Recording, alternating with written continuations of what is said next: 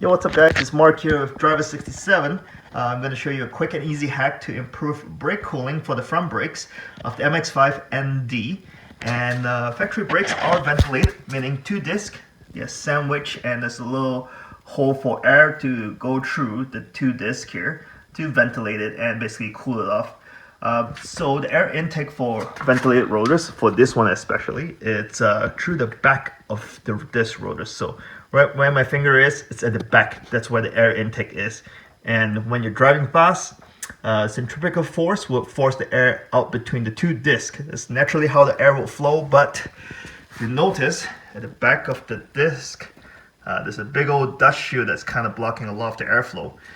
And through Mazdas, there's a few slits already cut out there so to improve airflow at the bottom here. So what I did is I just drilled another hole here as close to the hub as possible. Actually, I drilled two holes, so it's one at the bottom right here.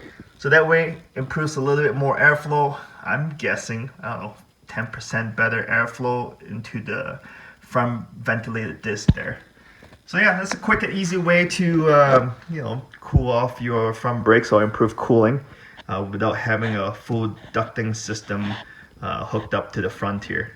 Well guys, let me know what you think of this hack here. Thank you very much for watching. This is Mark signing out.